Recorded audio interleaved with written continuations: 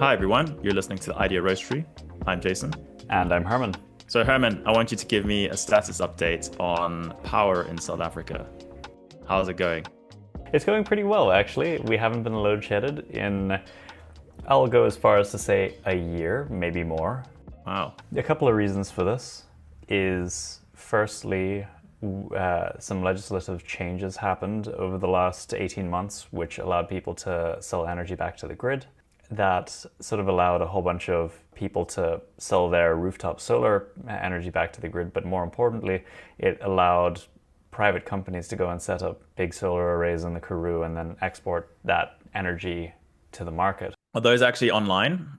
Like the large power producers? There are a few solar arrays that are online, and there are a few that are under construction. So we're doing all right over here, and I suspect that we are not going to, and this is optimistic Herman speaking, we are not going to have load shedding anymore.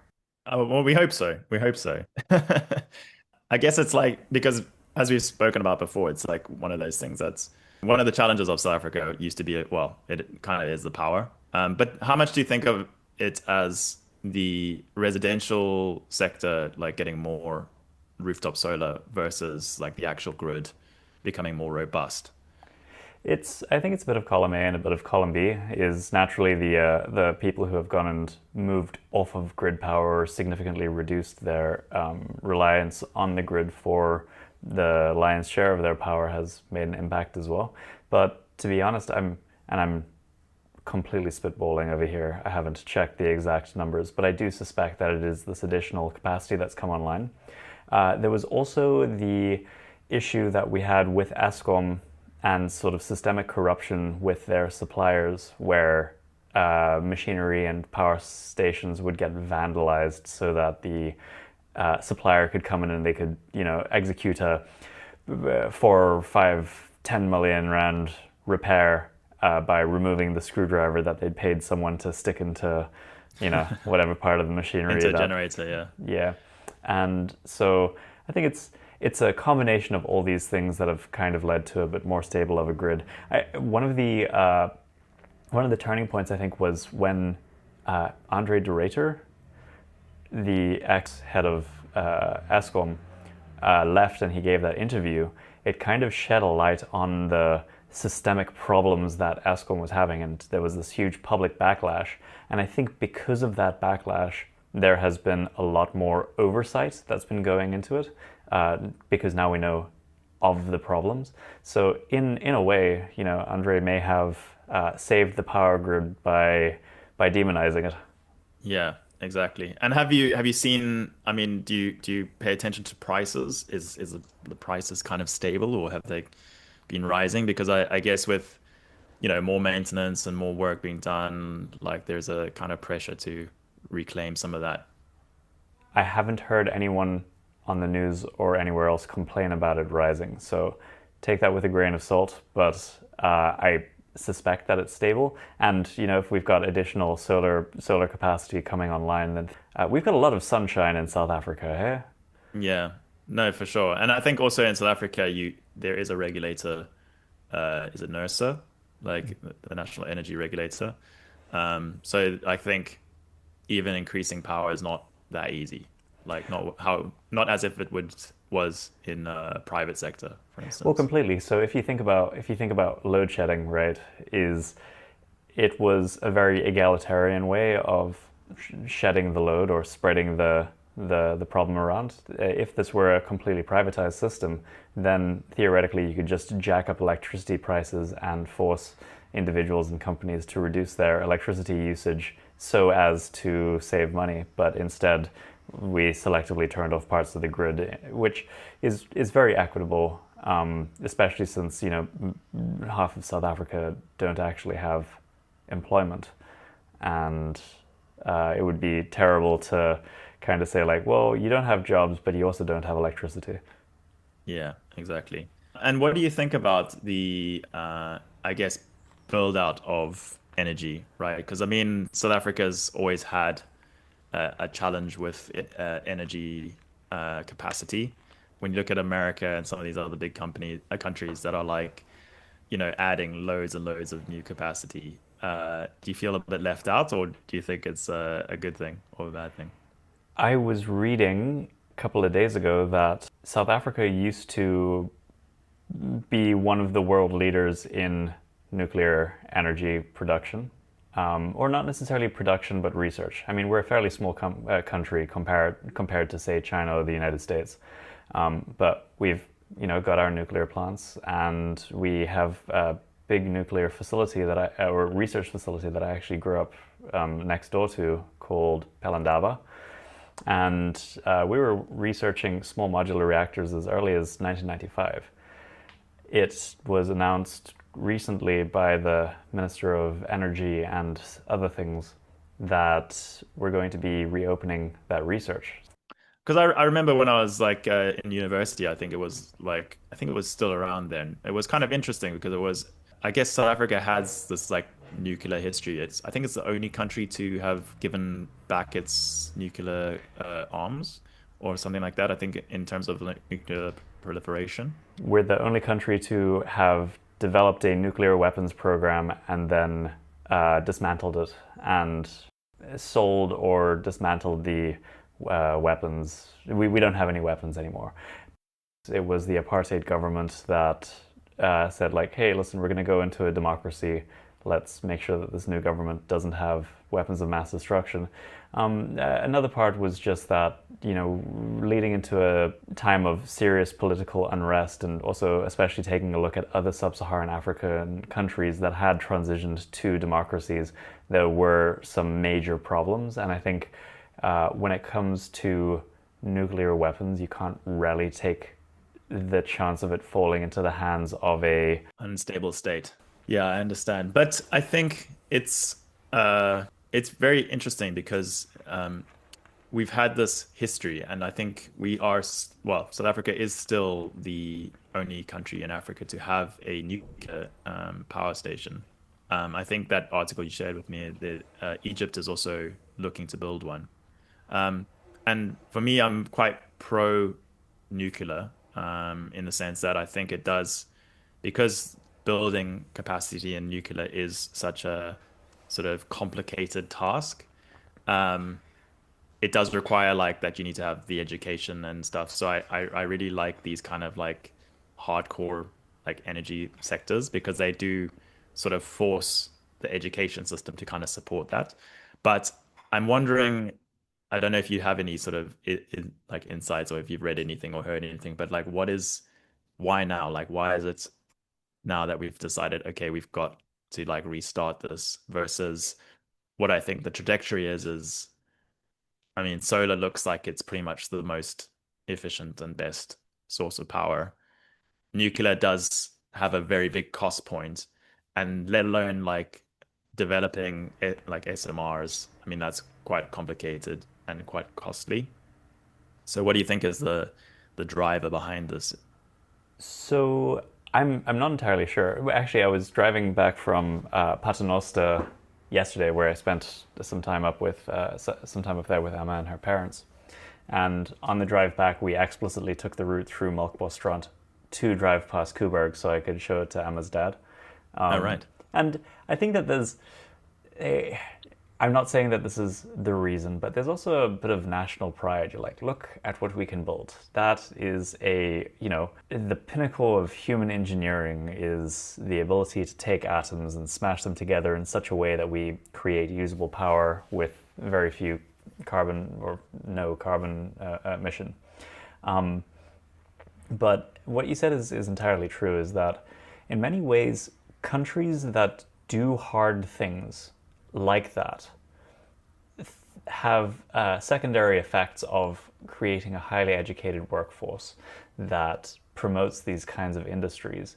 It's quite sad that we've got spectacular nuclear physicists and engineers that train up inside of South Africa, but don't necessarily have a place to work in South Africa, and so all of that expertise is taken offshore and it's enjoyed by the French or the Americans. when it would be really nice to keep that knowledge base here. And I feel that that's kind of what happened between 2006 when the project was put into what was it, maintenance and care or care mode, is that so many of the people who were working on those projects, and Palindaba that I grew up next to, it's a bit of a shell of a research facility now. All of those people kind of moved abroad because that's where their skills were needed. And again, this isn't necessarily the reason for it, but it's a cool byproduct of it. I'd say that in general, nuclear, the value proposition is fairly clear. Yes, it is expensive, but it provides reliable baseload power, and it has very little fuel requirements and almost no carbon emissions. Trying to become less reliant on other parties. I mean, I don't think it's not to the extent that we're going to start suddenly producing power plants, right? I think it's just like we're going to maybe just try out this one thing. But I think my personal thoughts is that it could also just that there is a large reliance, especially with solar, on China. And I think there's potentially, as we saw recently with like blockades of certain materials, that I think countries are maybe looking to, at least have some form of, self control over that specific area. Um, so I think there's that element, but I definitely agree. I think my own sort of personally unproven thought is that the reason why AI is so prevalent in France is because of their nuclear program, as in like in order to train up their workforce for that nuclear sort of energy industry, you get the byproduct of people who are like thinking in that very sort of high subspace of particle physics, and that kind of translates well into machine learning, thinking about like weights and things like that. I actually know a couple of nuclear physicists who are working in AI and surrounding fields, like machine learning, et cetera, et cetera. Yeah, exactly. So I'm definitely in favor of it. And maybe going a little bit deeper into the AI side is what do you think about the requirements of AI in terms of energy, and how do you think it's going to play out? I mean, it's might not play out as harshly in South Africa, but obviously all countries are looking to try and leverage AI to some degree within their countries. And so that necessitates that there needs to be at least capacity to run this infrastructure. So, especially the United States has seen this huge build out of data centers. There's even talks of reopening the 3 Mile Island nuclear facility. I think it was Microsoft that has signed a purchase agreement or something along those lines to potentially bring it back online, specifically to power these AI training data centers. Now, what's really incredible, for better or for worse, is that the US economy has not actually grown. Its GDP hasn't gone up, it's actually gone down over the last 24 months, except for the amount of money that's being dumped into the construction of data centers. So like the American economy right now is being propped up by this huge build out.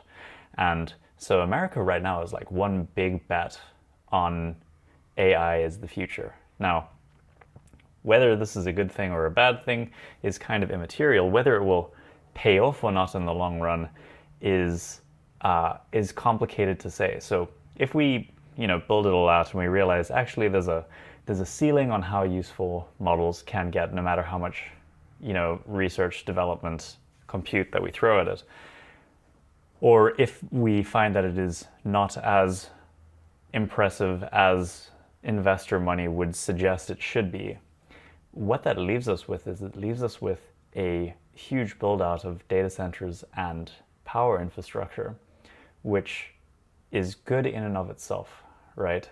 Is that like, yes, the economy, the US economy may suffer for a couple of years after that, in the same way that there was this huge build out during the dot-com boom.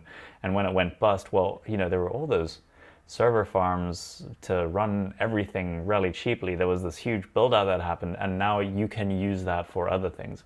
So I can't speculate on how the market will go. I can't really speculate on how big of an impact this is going to have, but we do know that there is a big bet going on in the United States, and they're building like mad, and there will at least be something. I think it's yeah, but I think it's more than that. I think it's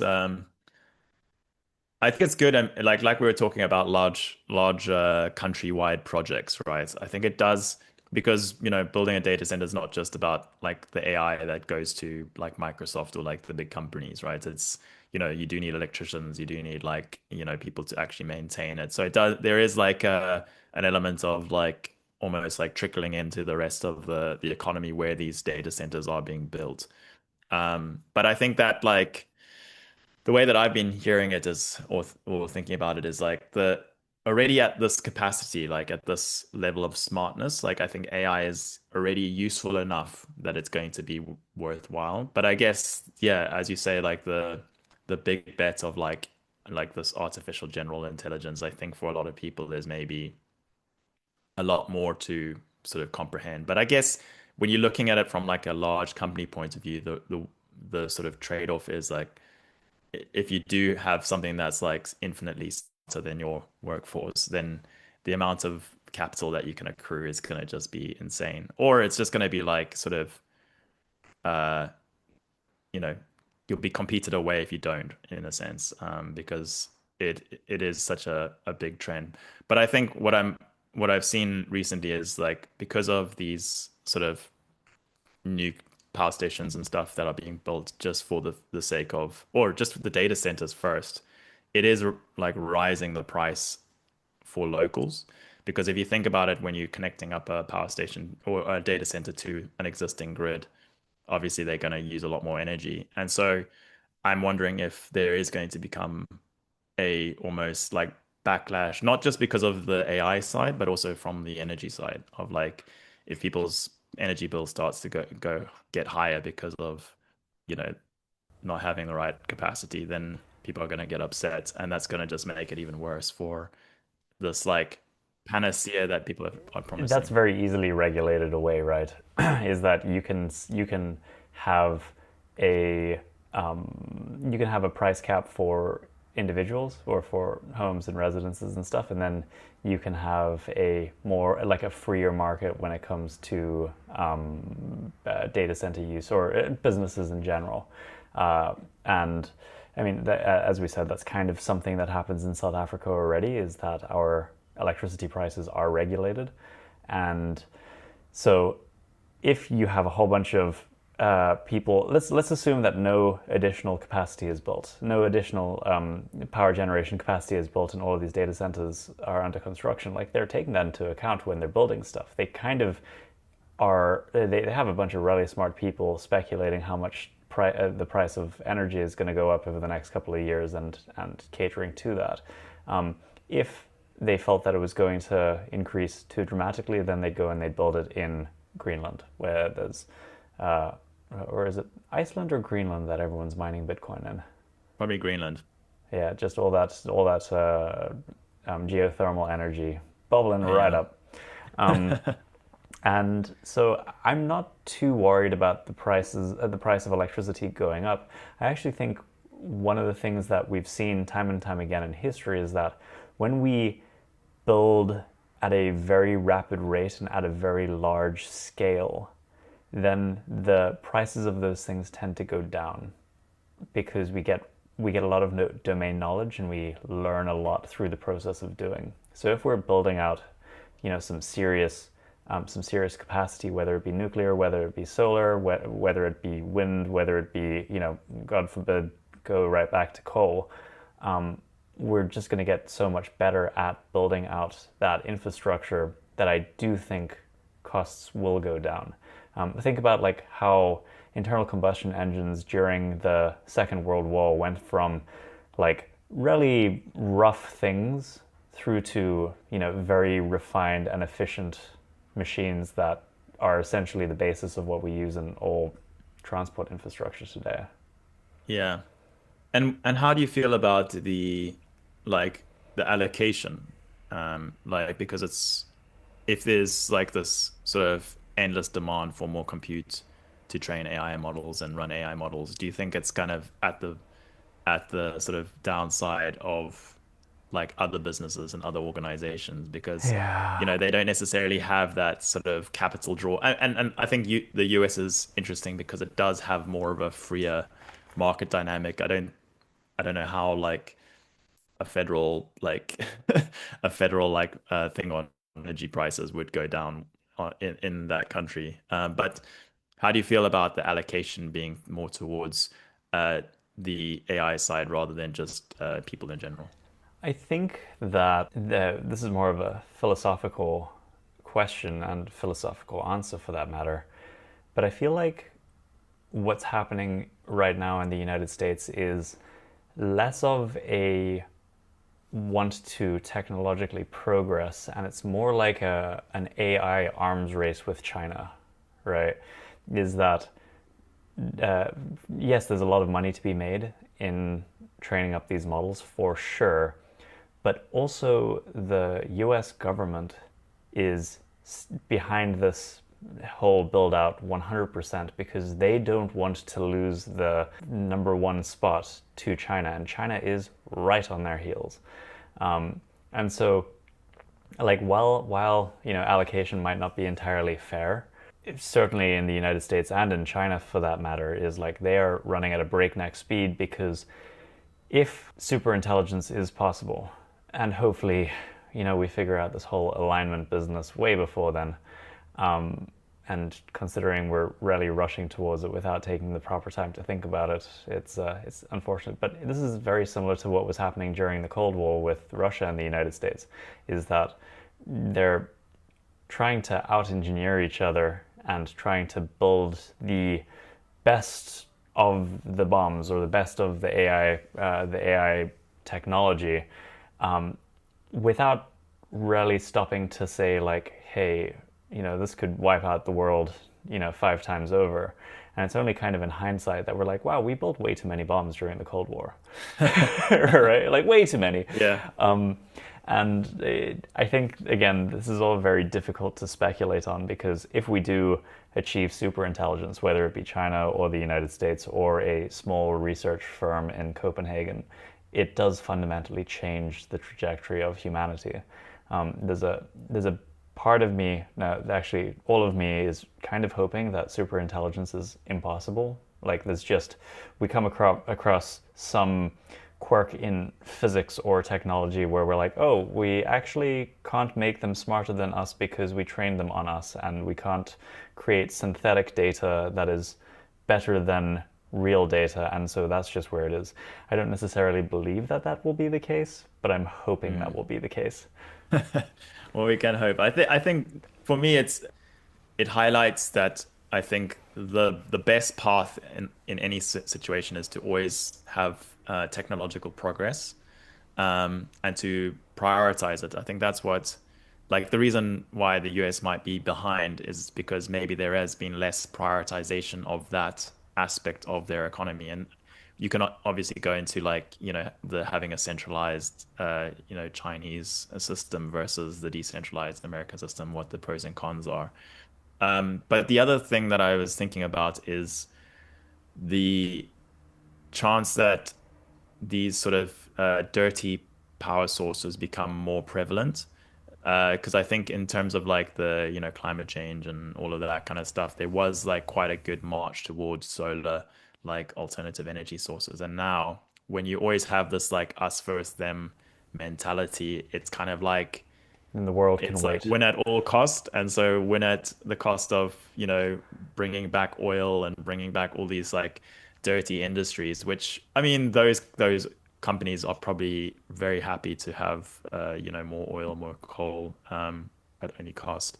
And so my concern is that in this like race towards this AI or whatever, it's going to bring back all of that sort of, stuff that, well, it's going to just undo a lot of work that has been done, for good or for worse, Completely, in and those I industries. think that that's why it's also useful to think of this as more of an arms race because, like, during the early nuclear testing, we weren't too sure if these bombs were going to like set fire to the atmosphere and cause global extinction, right? And that's a pretty big, like, hey, if this is a 1% chance, it's already too much. Um, but right now, you know, if it hypothetically comes about that it's like, AI actually prefers power that is generated from, burning ancient forests, right? Yeah. Like that's the kind of power it really likes. I know that all these moving electrons are created equal, but like imagine it just really likes ancient forest groves. Is Yeah. like Imagine the it's like it makes itself more energy intensive so that it absorbs all the energy from the system that it's in and that yeah, kills the system. and so I don't see the United States or China saying like, yeah, no, we're not going to feed them that because we like our trees too much. I think they'd just be shoveling it in. Yes, there would be public backlash, as there should be. But right now they're trying to out engineer one another. Speaking of, I saw something written the other day that I think explains the difference between the United States and China, and why China is like really making leaps and bounds in progress, and the United States is kind of like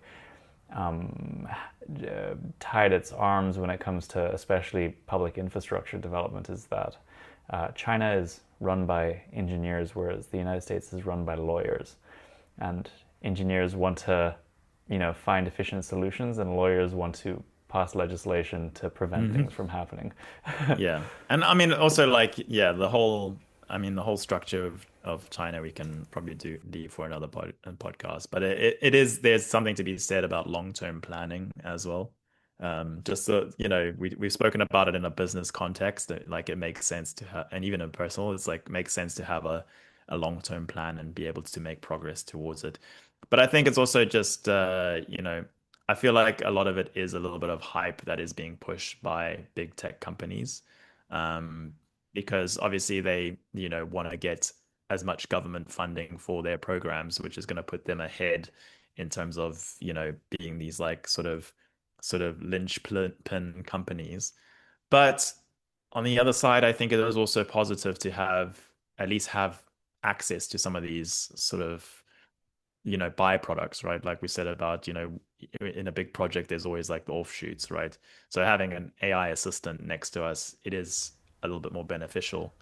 Well, even when just talking about the build out, right? So remember when China was building all of those mega cities that no one lived in, right? Mm, People are like, wow, this is just such a big waste of resources. But what it was doing is it was stimulating the economy, right? It yeah. was governmental money flowing into construction firms and upskilling electricians and bricklayers Mm, and welders. And they were also trying to create more housing, hoping that it would reduce some pressure on some of the bigger cities, which didn't really work out. So that was a bit of mhm. a mess up. But the main thing is that it did actually stimulate the economy in that way. It does require a push as well. Like it does require, I mean, having the government backing for something, especially like even back to the Pebble Bed nuclear reactor. It's like having a government say like we're gonna now like, allow for this activity to happen in the economy, it does sort of push back into, you know, fulfilling jobs. And I think also, as we were talking about before this, there is like once you've lost that ability to build, it's almost like it's very hard to like regain that capacity. And so maybe just the fact of like artificially stimulating that industry, it's like made it very sort of not necessarily flexible, but it's been able to flex that muscle of like we can build things and we can build things fast. And so it becomes just a capacity thing, right? And I think looking at the UK, it's like and the loss of capacity to build housing, it's also like it kind of understand it. I kind of understand it. It's like, once that industry has like slowed down, it's so hard to like build it back to what it was. Completely, completely. Are you positive about the build out? I think we're both positive, like Yeah, optimists. I do think that it is going to be a net gain in the long run, assuming that we can stick with better energy generation sources. I'm happy to build out a lot of nuclear capacity. I'm sort of hoping that we're not going to be building out coal capacity to run our data centers on. And if this whole AI bet doesn't pay off, Well, there's a whole bunch of computers. I'm also just hoping, like, as you were saying, with like maybe there's like a limit to the knowledge capacity of a model. I'm also thinking that there has to be some sort of breakthrough where suddenly like the actual compute efficiency becomes a lot simpler. Like maybe it could be quantum, it could be something like that. And so there's also this trade-off of like maybe there's going to be a breakthrough where you can train a model for like very little compute and Train it in then another dimension and then just pull exactly. it And through. so then you're like, oh, well, but then it's good because you've got like, oh, yeah, well, now we've got all this energy capacity that we can put into like manufacturing, right? Yeah, we're like in a post energy scarce world.